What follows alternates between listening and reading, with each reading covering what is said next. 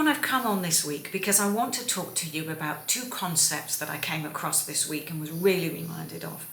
Persistence and patience. Now, both of these words begin with a P, but they would appear to be completely opposite. And yet, in fact, they are quite aligned if we can stop and work out which context we really use them in. Now, I was reminded of this because I had a really interesting conversation with my son this week. He said to me, "Why am I never satisfied with everything I've managed to achieve? Why do I always seem to want more and can't relax?" And I found that interesting because what I wanted to say to him is successful people are rarely satisfied with what they've got, or those who are driving harder for success, which would seem by definition to be what persistence truly is.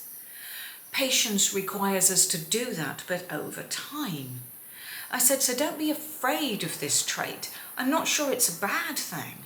I think it's just found really typically amongst people who drive hard at their life, because driving hard moves our lives forward. Now, it particularly moves it forward because those of us who like setting goals know that the setting of the goal gives us a dopamine hit. But the achievement of that goal, no matter how long it takes to get it, gives us an even bigger dopamine hit, which is hugely satisfying in itself.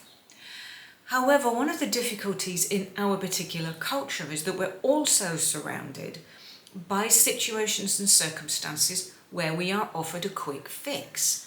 And so it's easy to lose heart, I think, because in an environment where things get fixed quickly or where they turn up very quickly, you'd be forgiven for thinking, well, why can't I have it now? Well, to be frank, overnight success is very rare. Not many people ever experience it in life. So for the rest of us, it's going to require three things: persistence, perseverance, and patience. Probably even a fourth: over time. Which is why I've come on to remind you these things are all okay. They will all work. Just keep head down, work hard, and I'm pretty certain you will see it pay off. Thank you for listening. See you soon.